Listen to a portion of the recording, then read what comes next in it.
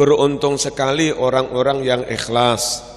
Ikhlas itu melakukan apapun tanpa pamrih, tanpa kepentingan, tanpa embel-embel, tanpa tendensi, niatnya satu karena menuruti perintah Allah agar Allah meridhoi. Itu namanya ikhlas. Orang-orang yang ikhlas ini masabihul huda. Mereka lah lampu-lampu pelita-pelita turunnya hidayah Allah. Hidayah Allah turun lewat orang-orang, lewat hatinya orang-orang yang ikhlas. Kalau enggak ikhlas sulit. Dimuduni ilham itu sulit. Dimuduni hidayah itu sulit.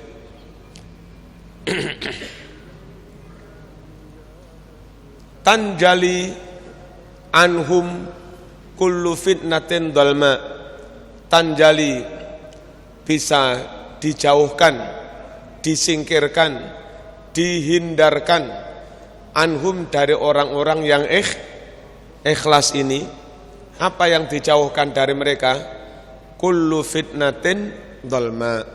Setiap fitnah yang gelap. Kayak sekarang ini, mana yang benar, mana yang salah enggak jelas. Yang kelihatan benar ternyata salah, yang kelihatan salah ternyata benar. Karena di samping kita sendiri enggak mau mencari, informasi juga carut-marut, enggak karu-karuan, semua berkepentingan. Kadang-kadang wartawan, koran pun juga kurang jujur. Orang-orang yang benar tapi enggak bayar, malah dikesankan kayak dia yang salah. Orang yang salah tapi bayar, diberitakan kayak dia yang benar. Orang yang hari-hari berjuang untuk Islam, guru TPQ, imam langgar, mudin, mendino mulang Quran gak ono sing bayar, enggak pernah diekspos besar-besaran. Orang yang Islamnya belum jelas, gawe masjid daden-daden, bendino mlebu koran. Wis Islam apa durung kuwi? Belum jelas. Lu ngene iki lho sing garakno bener ketara salah, salah ketara bener. Sing mestine enggak jadi panutan malah jadi panutan. Yang mestinya jadi panutan malah enggak. Kan jarang orang itu manut patuh nang ustad-ustad langgar itu. Padahal mereka lah pejuang sejati tanpa pamrih. Wis pokoknya niat ngopeni agama, mulang Quran bendina kuwi wis itu tok. Ya enggak pengen jadi DPR, ya enggak pengen apa-apa. Ya ta? Tapi ya malah disingkirkan. Beruntung sekali orang-orang yang ikhlas. Yang ikhlas inilah yang enggak gelem ngakal-ngakali, full memang berjuang karena Allah. Mereka itulah orang-orang yang menjadi pelita hidayah, pelita turunnya ilham hidayah Allah. Insya Allah lewat mereka kita dijauhkan dari fitnah. Kalau dijauhkan dari fitnah, maka menjadi jelas benar ya ketara benar, salah ya ketara salah. Namanya juga jauh dari fitnah. Pun ikhlas itu penting. Beramal semata-mata karena Allah itu penting. Pertama, itulah manifestasi dari tauhid. Ajaran Islam yang paling tinggi, paling prinsip itu la ilaha illallah. La ilaha illallah itu maknanya tidak ada yang berhak disembah kecuali hanya Allah. Berarti iqrar la ilaha illallah itu iqrar, ya Allah, saya hidup ini hanya akan menyembah sampean tok. Kan begitu? La ilaha illallah itu iqrar begitu. Saya berkomitmen hidup itu hanya akan menyembah Allah, tidak kepada yang lain-lain. Nah, berarti ketika ibadah, ketika berjuang, ketika ngajar, ketika dakwah, terus hati itu kepengin dipuji, kepengin dapat keuntungan duniawi, kepengin yang lain-lain lah, itu bertentangan dengan janji awal la ilaha illallah. Kalau memang la ilaha illallah hanya menyembah Allah, niatnya hanya karena Allah, yang ditaati ya aturan Allah dan mengandalkan pertolongan Allah, tidak mengandalkan aku, enggak. Kenapa harus ikhlas? Kalau tidak ikhlas kalau tidak ikhlas bertentangan dengan kalimat tauhid la ilaha illallah. Makanya tidak ikhlas, riya, ingin dipuji, ingin pamer, ingin mendapat kedudukan lewat ibadahnya, itu termasuk kategori syirik. Gitu? Namanya asyirkul asghar. Syirik kecil yang terselubung. Ketorone Islam-Islamo, ketorone salat-salato, ketorone nyembah pangeran, ternyata nyembah kepentingan. Itu semua dilakukan untuk kepentingannya. Kan syirik itu namanya. Ternyata dia lebih marem, lebih puas dipuji atasannya daripada diridhoi Allah. Jadi kalau dia beramal pamer kepada atasannya dan setelah dipuji atasannya dinaikkan pangkat seneng, padahal dengan begitu dia kehilangan Allah, kehilangan ridho Allah. Berarti dia itu seakan-akan luweh marem dihargai manusia daripada dihargai Allah. Masih pantaskah disebut orang iman yang menganggap penghargaan Allah tidak lebih penting daripada penghargaan manusia? Mestinya itu terserah orang ngelem gak ngurus, ngilokne gak ngurus, mentnah gak ngurus. Yang penting saya diridhoi Allah, titik, sudah. Perkara Allah meridhoi saya terus di dunia saya dirugikan enggak masalah. Allah meridhoi saya lalu harta saya habis enggak masalah. Allah meridhoi saya lalu anak saya enggak lulus ujian ya enggak masalah. Bagi saya lebih penting ridho Allah daripada yang lain-lain. Kalau begitu namanya benar-benar Allahu Akbar. Hanya Allah yang maha besar. Hanya Allah yang maha besar. Urusan yang penting itu urusan dengan Allah. Kalau hanya Allah yang maha besar, berarti selain Allah itu kecil. Urusan duniawi kecil, urusan apa-apa ini kecil. Yang besar itu urusan terkait dengan yang maha besar. Urusan Gusti Allah. Kira-kira mati ini marzuki husnul khotimah apa enggak? Itu loh masalah besar. Kira-kira amal kita nanti terima apa enggak? Itu loh masalah besar.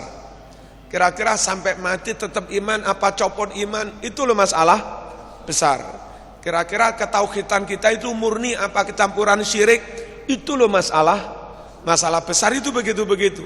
Setelah saya mati anak cucu saya masih sholat apa enggak? Tetap Islam apa Kristen? Itu loh masalah besar. Mestinya kita itu mementingkan yang besar-besar itu, sekalipun kehilangan yang kecil-kecil. Yo lek iso sing donyane kecekel akhirate yo kecekel, fit dunya hasanah wa fil akhirati hasanah. Tapi kadang enggak bisa ya begitu itu. Kadang di dunia politik, di dunia birokrasi, kita yang kenceng akhiratnya itu mesti jadi korban. Orang di birokrasi kejujuran, akeh jadi korban, dimutasi. Ya enggak masalah. Yang penting Gusti Allah ridho. Kadang sampai PHK barang, enggak masalah. Yang penting Allah ridho. Saya itu tempo hari ngaji wisuda hafalan Quran di Surabaya, dekatnya UNER. Pondok apa saya lupa. Itu ada pegawai PDAM kalau enggak salah. Kalau saya nyebut itu bukan pegawai PDAM, itu waline pangeran itu. Dia orang umum pegawai PDAM, anaknya 3 itu diwisuda tahfidz Quran. Padahal orang biasa, orang PDAM. Dan untuk memperjuangkan anaknya 3 hafal Quran itu habis-habisan. Rumah pun enggak punya. Kula mboten gadah griya, Ustaz. Kula ngontrak. Padahal ya wis duduk penak neng PDAM.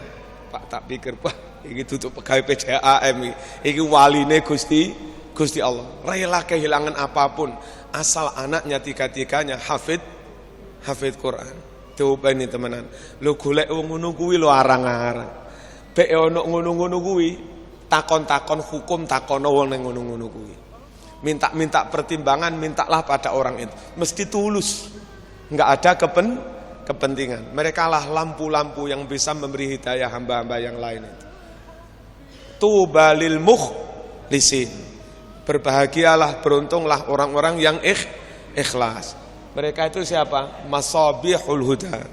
Mereka itu menjadi lampu-lampu hidayah. Tidak harus orang yang serbane gede, tidak harus orang yang jubai gede, tidak harus orang yang terkenal. Wis delok entonggomu, besanmu, dulurmu, kok ada teman orang yang lurus, istiqomah, gak neko-neko, gak kakean macam-macam, gak kakean pola, insyaallah itu ikhlas. Lek kakean pola jaim sampean dengan dia cukup kenal mawon ya, cukup kenal ae wis. Enggak usah terlalu dekat, timpoi zaman. Nggih, timpoi. Kula wis bolak-balik timpoi. Enten tiyang teng griya wis dandanane mantep lho. Dandane mantep ya ustaz, dalil ya pinter. Itu minjem duit itu sudah 7 tahunan. Pamitnya 1 bulan. Pret ngantos sakniki pret.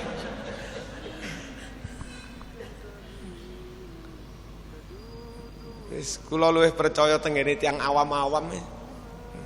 Enten jenenge lari sukun napa? Sopo sene ilul napa sinten supe kula.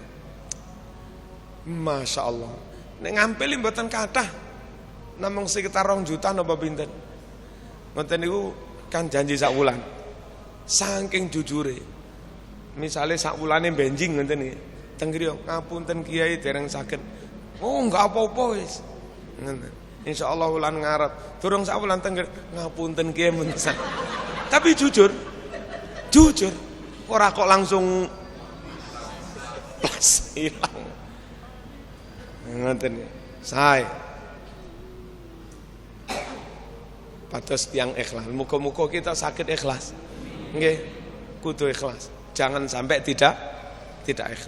Wis kaya rumusnya Gus Dur lho, emang gue pikirin gitu aja kok repot. Apa kata orang? Ya kan? Apa kata orang? Aku rapopo. Biar orang berkata apa, aku rapopo.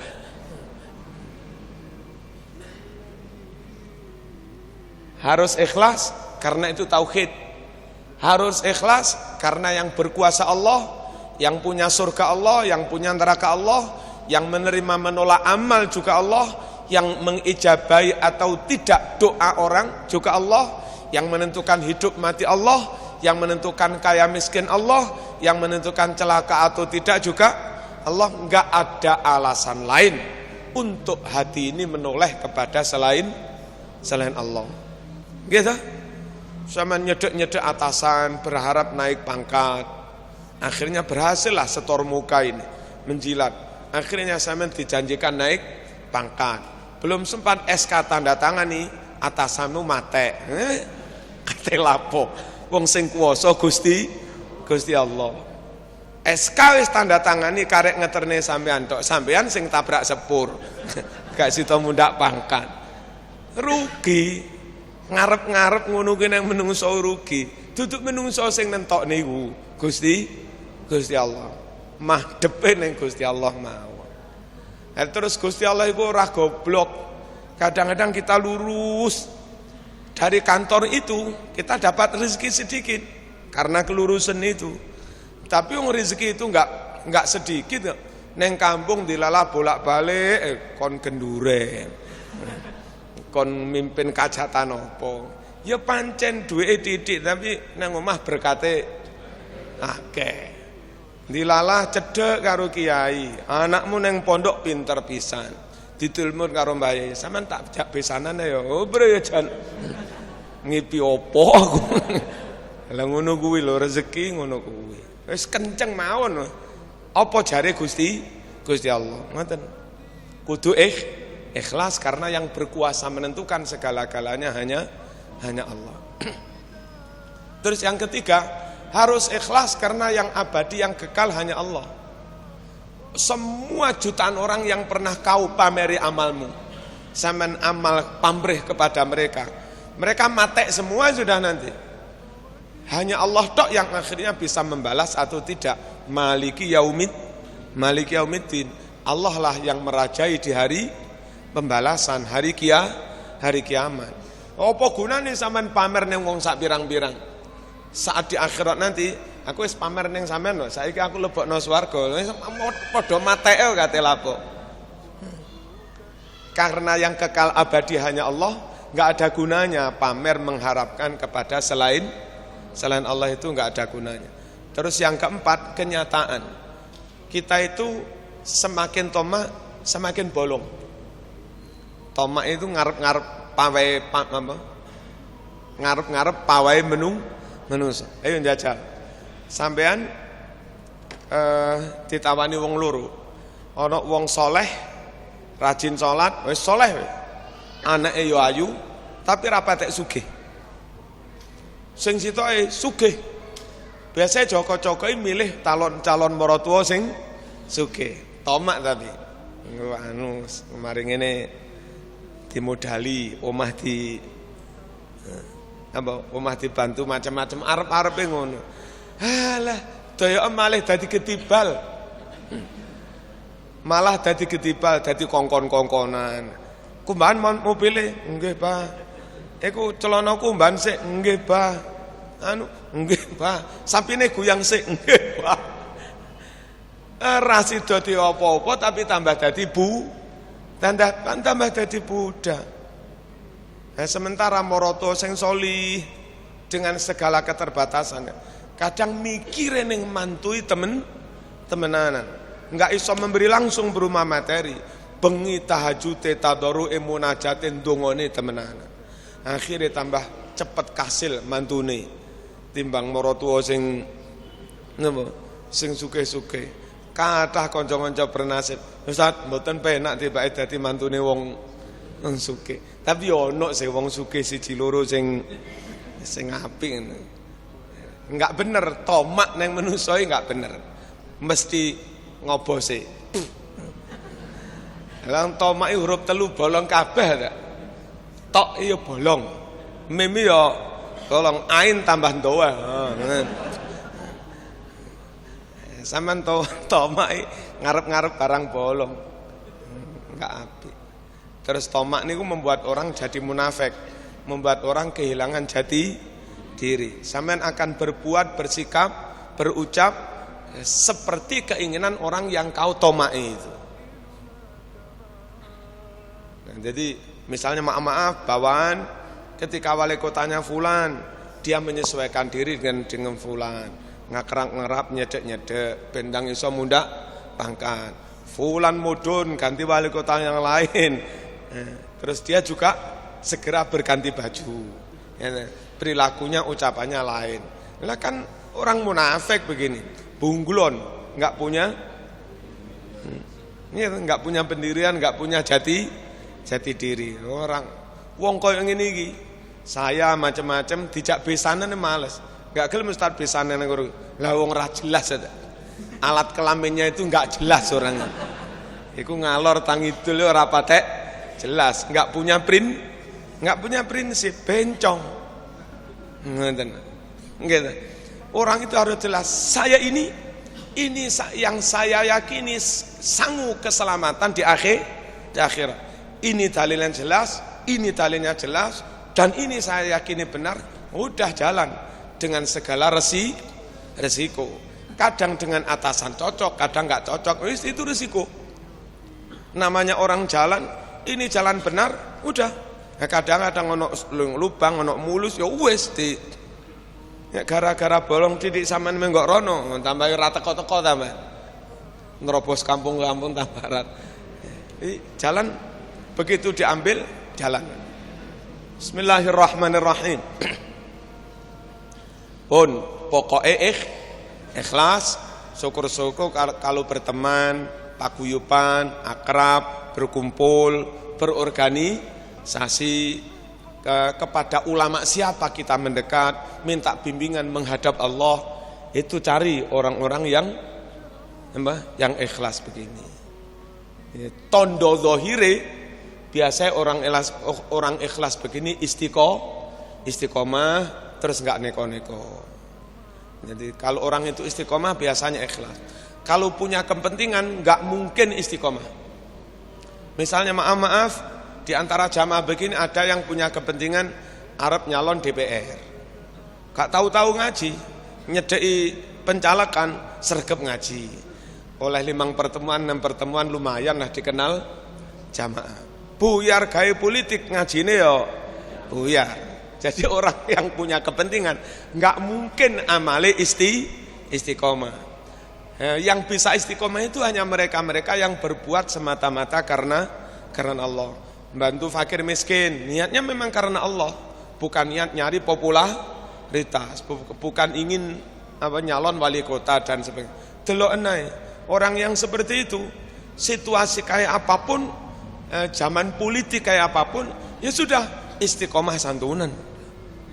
Nah, sementara yang santunan karena akan nyalon wali kota, santunan rame-rame di sana. Buyar wali kota ya apa? Buyar santunane. Cari orang ikhlas, tondone orang ikhlas itu istiqomah. Barang itu kalau asli mesti awet. Lah amal yang full karena Allah itu amal yang asli. Bukan amal palsu, bukan jaim, bukan munafik, bukan sandiwara. Yang asli itu yang awet. Lah awet itu namanya istiqomah. Terus nggak berubah-ubah ya.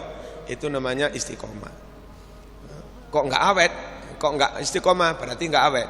Kalau nggak awet berarti nggak asli. Kalau nggak asli berarti palsu. Hati-hati terhadap barang-barang palsu.